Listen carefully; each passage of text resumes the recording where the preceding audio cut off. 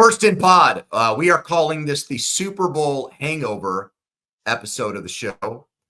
Now that I'm almost 40, I get awful hangovers that if I drink too much the next day and possibly the day after, I can't function because of headaches and dehydration and things like that. So we will make this hangover podcast more enjoyable than an actual hangover. Andrew Fillipponi, my guy Patrick Peterson, Spencer Ray producing. Pretty simple concept here. We got 5 questions we're going to go through. Probably the next podcast, we'll get back to our every team format where we maybe take the AFC and NFC and split up the conferences and go through every team's offseason priorities. But we're still dealing with the aftermath of what happened in Super Bowl 59. And so that's what we'll do on tonight's episode. Remember, subscribe, rate, review. I say that before every podcast, before we get into the meat and potatoes of it, because that's how we grow it. Don't just listen, subscribe. It doesn't matter what platform you do it on, how you get the podcast. It's just a matter of making sure you subscribe to it. And then if you give us a high rating and write a little review, that even takes it a step further. So we're very appreciative of that. Pat, I want to start with and I'm very interested to get from a former player's perspective what's gone on here for Travis Kelce, because he came out on his podcast with his brother and talked about how he needs time to make a decision. He doesn't know what he wants to do yet, which I have an opinion on that, and I'll give it to you in a second here. But the biggest thing from his game has to be these clips that former players and even just people that fancy themselves X's and O's experts, and I know you don't really think highly of those people, but it's more the former players that have found these plays from the Super Bowl. They're just like, I don't know what he was doing there, where it's just like he's not moving, he's not blocking, he's not really, it doesn't seem like he's engaged. I mean, people found it's not just 1 or 2 plays. They found like 5 or 10 from the Super Bowl where they're just like, he looks like he's in la la land basically out there, where 10 guys are really doing one thing and he's like in outer space. So you want to give him grace because he is one of the greatest players of all time, but it just was not a very complimentary. They don't have to go and watch the film the next day, Pat, like they would the other games in a season because the season's over. But I can't imagine that would have been a very comfortable watch if he had to sit with his teammates and see what the rest of America is seeing now, just these clips of him kind of going through the motions in the Super Bowl. Yeah, I mean, I won't necessarily say we all been there, but at the end of the day, at some point in time in everyone's career, it plays its course. You know what I mean? We all, like you said, we all know Travis is going to be, or recognized as one of the best tight ends to ever play the game, right? But at the same time, he is going into year 13, I believe, next year. Pretty much playing in every game of the season for the majority of his career. You know what I mean? So it's a lot that end up tolling that toll on his body that he has to deal with. And quite honestly, like I told you, if they win, I felt like he would have came back. If they lost, I feel like he would be retired. So obviously, it's ultimately his decision. But I felt like if they was to lose this game, it was gonna be a no doubt, or no question in my mind that he was going to give it up, just due to the past 7, 8 years of that grind. And that's what a lot of people don't understand as well, that mental grind that it takes, to not only put forth your best effort, but to capture a championship time after time after time again. And those guys are positioning themselves year in and year out to horse a Lombardi. You know what I mean? So his career speaks for itself. If he does decide to hang it up, we all know where he'll be, after those 5 years. But yeah, man, I mean, just like I said, he's one of those guys that, he felt like he can probably finesse his way, around the game.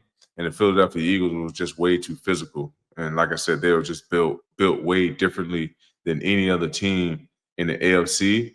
And that's why it was almost like a shell shock to the Kansas City Chiefs, because it was like, damn, we never seen no one this physical, this talented all year long. And now we felt like we finally met our match. It just seemed like his heart wasn't in it. You know, like I'm telling you, the grind. I'm shocked by just, you know, it's the Super Bowl. It's not a week 17 game or a week 18 where the season's already been decided and it's the last game. And then at that point, you're like, what am I even doing this for? Cam Newton gets absolutely crushed for one decision he made in a Super Bowl where he didn't dive on a ball. And Travis played in the Super Bowl where it just didn't seem like his head was in it. And so I have not heard or seen Newton on this. I would be very interested, because when you've taken that crap for so long, his perspective is probably different than everybody else's. Like, okay, if you're going to, let's be consistent here. If you're going to get on me, you got to get on this guy too. And I think people have a harder time doing that with Travis Kelce, just because, you know, he's obviously, you know, so well liked. And even though I do think he has his detractors now, just because people have crazy opinions about Taylor Swift, which is interesting. But, you know, we said right after the game when we taped the podcast, Pat, like some of his facial expressions and stuff on the sidelines, like he just, you know, it looked like it was over. Yeah. And when people got the fine-tooth comb and magnifying glass out on it, it looks even more obvious. I mean, I watched your last game with the Steelers that you played in. I can tell you 100% you did not look like a guy that was like, you know, I'm done. See you later. Right. Like, you were a guy that left it all out on the field. Mm-hmm. I wonder if he'll have regrets about that. If this is indeed his last game, or maybe that's an argument for it not to be his last game, Pat. Maybe. Like, is this the way that I want my last game to be remembered? Yeah. Maybe do come back. Like you said, maybe, you know, seeing all of the Instagram, the social media reactions on his play of the game, it may motivate him, you know, to come back and, you know, put forth it's not even a better performance, because we all know what he can do, right? I guess it's all about for him, for his plan's sake, on, you know, getting that bad taste out of his mouth, which is the way he felt, or the fans pointed out, the way he played in the biggest game of the year.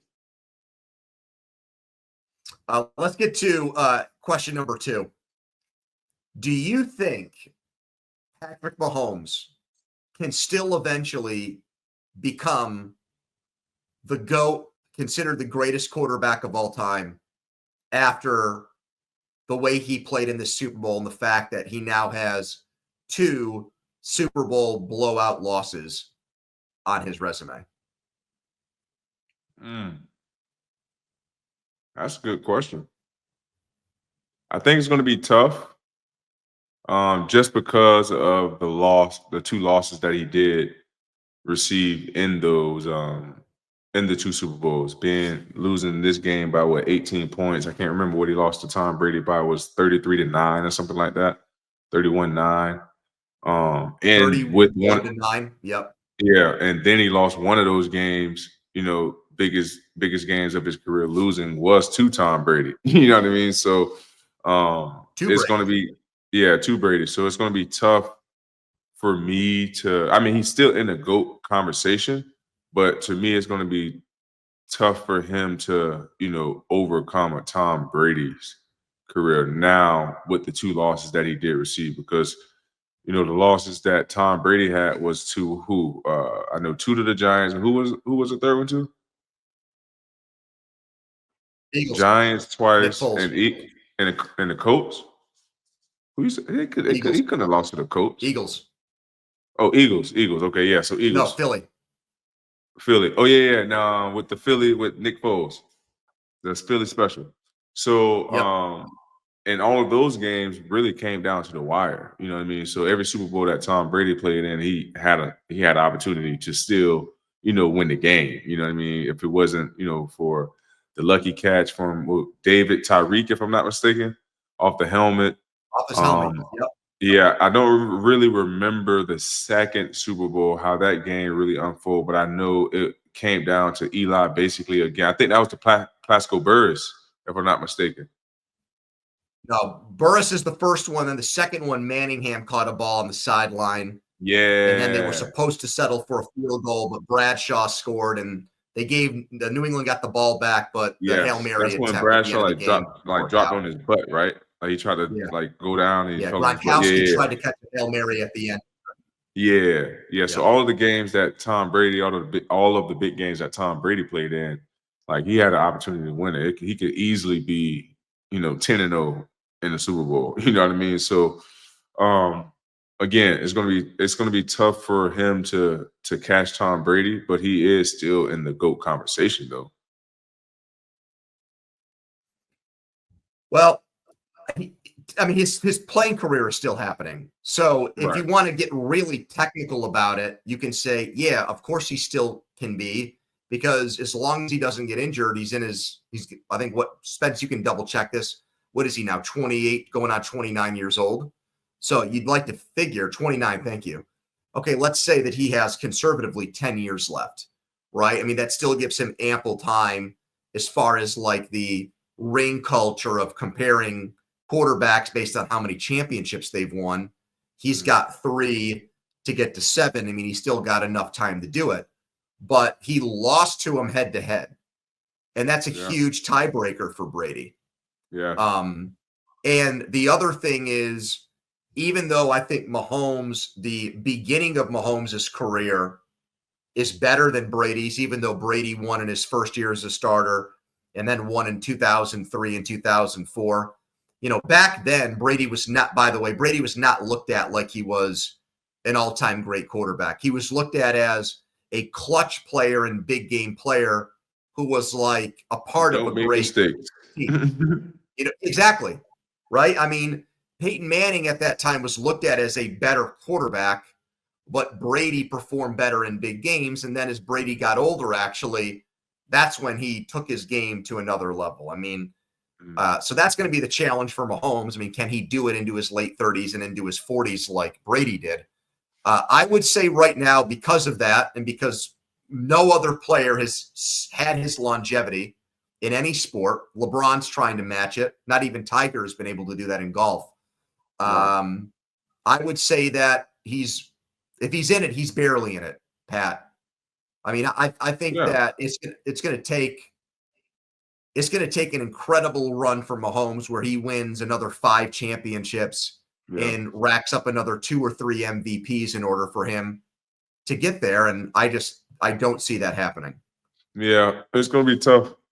And also too, put this in perspective. Tom Brady technically has, I can't remember what the stat was, but he has like 3 different Hall of Fame careers in one career.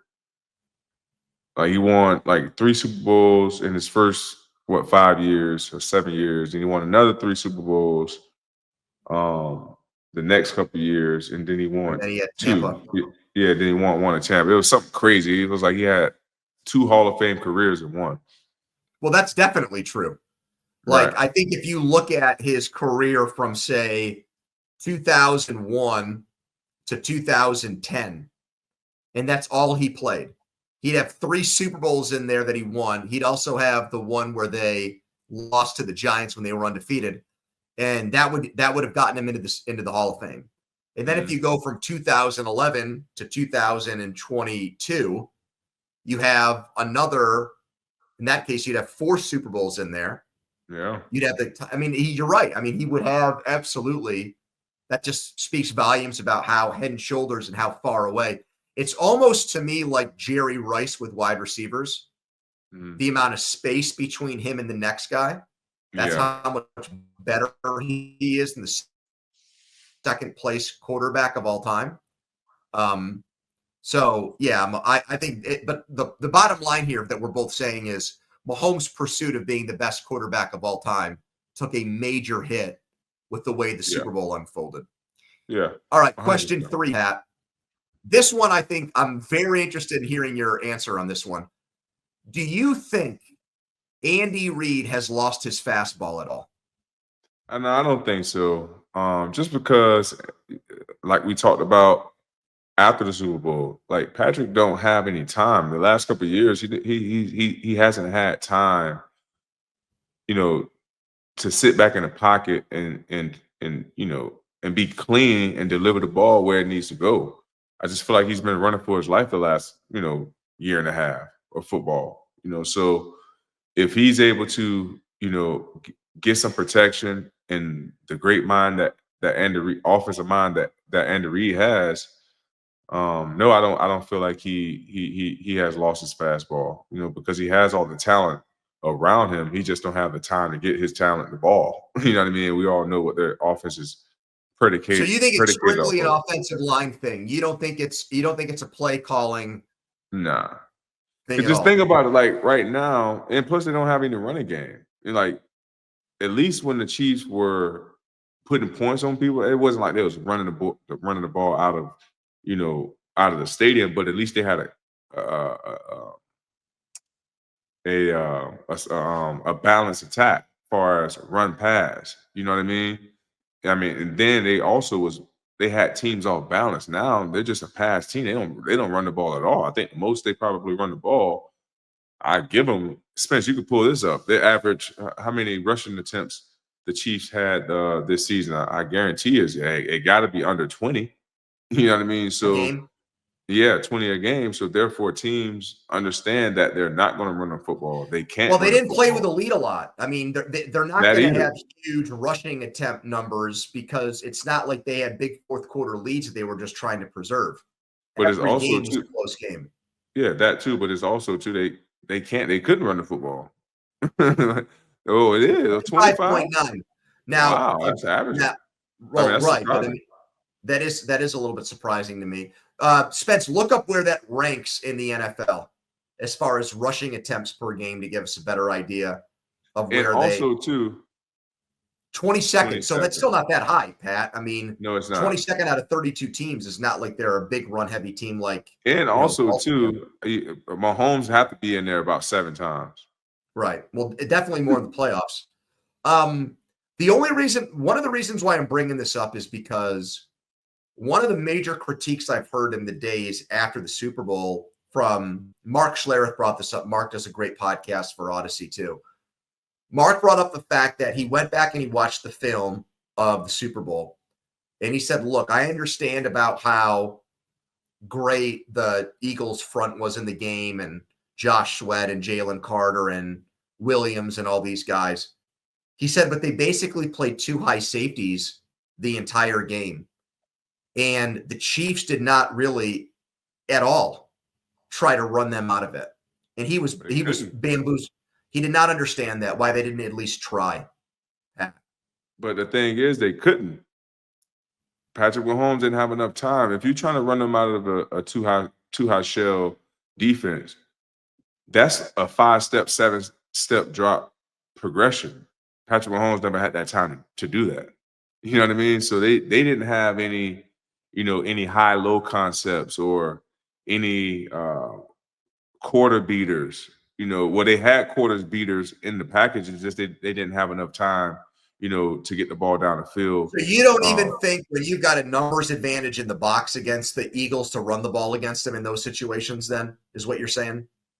Yeah, no, just because, like I've been telling you, when you have those two high safeties, it's taking the shot away off rip, just off the alignment, because the quarterback don't want to throw an interception, and how he's going to throw the deep ball if a safety is already in position to make a play on the deep ball, right? Yep.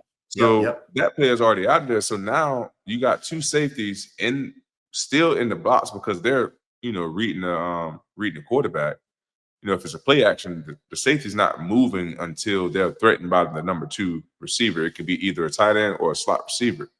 So if a slot receiver, the inside or the tight end run anything under 10 yards, now they're a free player. They can either double guard, the X or the Z receiver, or pick up somebody backside that's coming over, with the deep over route.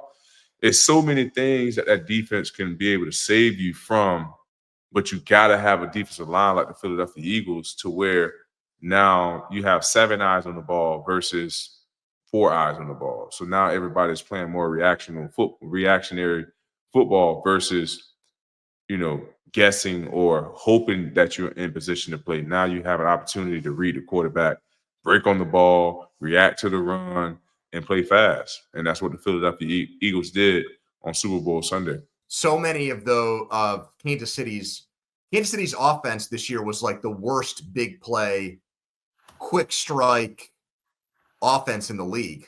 They were near the bottom in all these yards per play, long drives, because it took them so many plays to move the ball downfield. And it just seems to me like just about every team defensively played too high safeties against them. Yeah, and they because no weren't one able really, to 100%, because no one really was, afraid of the run. It was never threatened, by the run game at all. So I feel like that's why a lot of teams were able to sit back in the too high safety to be able to prevent those big shots and really force them to, try to drive the ball down the field methodically to to kind of make the Chiefs uncomfortable, because we all know that's the route they do not want to take. And most offensive coordinators don't like taking that route unless you're Arthur Smith or the Pittsburgh Steelers. But other than that, a lot of offensive coordinators like to take their shots and score fast and put points on the board. Question 4 here on our Super Bowl hangover episode. Speaking of coaches, how do we view Nick Sirianni now? I mean, a champion for one.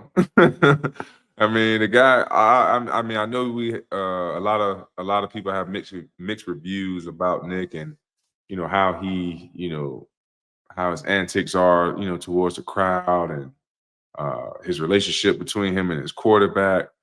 But you can say this: the guy is a winner. In the last 4 years, he's been in the Super Bowl twice. Could have easily won. The first time they played the Chiefs. But they was, I won't necessarily say outplayed. The Chiefs just made a couple more plays more than the Eagles that Super Bowl. But for the most part, this guy understands and know how to get his team geared up and ready to play. Every team that I've seen him coach ever since he's been the Philadelphia Eagles head coach, they've been, very, very physical, very, very smart, and for the most part, carrying that bully mentality, carrying that Philadelphia Eagles, and I mean the Philadelphia's mentality and mindset, so you can just tell that he not only that he embodied that mentality, his teams that he's been coaching the last couple of years have embodied that as well. I think it's a lot like Dan Campbell, except he actually finished the job. I mean, Dan Campbell is beloved in Detroit, and I think most of the NFL is a big fan of his because of his aggressive behavior as a coach, because of how outspoken he is, because of how strongly he comes out and defends his guys and sticks up for his guys and sticks up for the city there and everything. And I think because he adopted that underdog mentality so fervently, like it's just an infectious personality trait in him that people gravitate towards. And I think Sirianni's done the same thing in Philadelphia. It's such a, they've got such a hard-nosed, pugnacious way about things there where they just are always looking to, punch you in the face, and they're always looking to pick a fight. And he did that with his own fans even this year. But he finished the job. He got them a Super Bowl win. And they turned on Doug Peterson fast there. But the difference is Doug Peterson only went to 1 Super Bowl and won 1, and now this guy's been to 2. So I do think that he will have now a much better legacy there. And I think they'll now give him a little bit more leniency, although not a ton because it is Philly. And I saw this stat, which blew my mind. He is the first 4 years. He's one of only 3 coaches to have a win percentage of over 75% with a Super Bowl win. Mm-hmm. And the other 2 coaches are John Madden and Vince Lombardi. Wow. So you got to give the guy his props when he's part of that elite fraternity of coaches. And also, you can't say now he's got a great team, but he's not like George Seifert, who just inherited Joe Montana and the 49ers and won 2 Super Bowls. He's not Barry Switzer, who took over for Jimmy Johnson after they had already won 2. The last Philly Super Bowl win was in 2017. So this isn't somebody else's team. It's his team. He hired the right assistant coaches and coordinators. And so I do think he should be regarded now as one of the best coaches in the NFL, Pat. I still would not put him ahead of Andy Reid, even though we just talked about maybe he's lost it a little bit. I don't think I would put him ahead of McVay. I'd move him ahead of Shanahan now. How could you not? He's won and Shanahan hasn't. And Shanahan's made horrible gaffes in big games as a coach. So I think he's definitely in the top 5 coaches now in the NFL currently. Yeah, I mean, I can't argue with that. I can definitely see Nick Sirianni as a top 5 head coach right now. You got because would you put him ahead of Jim Harbaugh? I put him ahead of both Harbaughs at this point. So who would be your top 5? Reid, Sirianni, McVay. Then I would probably go Shanahan. And then 5 for me would probably be McDermott right now. Well, that's not bad. I like that. Let's get to question 5. I think this is one where it's really about you as a former player reacting to this. Both A.J. Brown and Jalen Hurts have come out and basically said the same thing about the way they have felt after winning a Super Bowl. A.J. Brown's comment was something along the lines of, I've seen all the videos and watched all the movies about teams winning and becoming a champion, and I thought it was one way, and it's felt different than I thought it would. And Jalen Hurts came out and said, the pain of losing, that hurts more than the happiness and joy I feel from winning a Super Bowl. The negative feeling is a more acute one and stronger one than the great positive feeling. And I'm just curious if you can relate to that as a former great player. I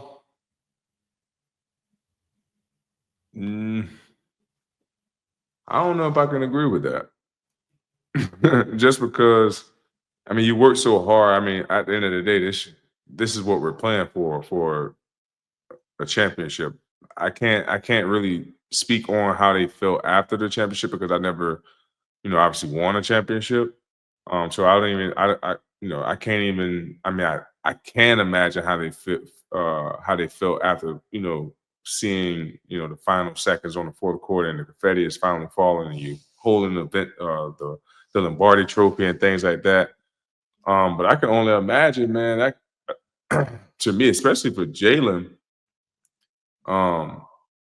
losing it, one time and coming back and you're redeeming yourself, winning. I would have thought that you would have had more joy out of winning it, after losing it the first go around and beating the team that, who you lost to the first time. So, I mean, I don't know how to really answer that question because, obviously, like I said, I never won a championship, but I wouldn't feel like that, because for me, I'm always trying to get, itching, to get back on the field, to get that bad taste out of my mouth to where I can now put it behind me.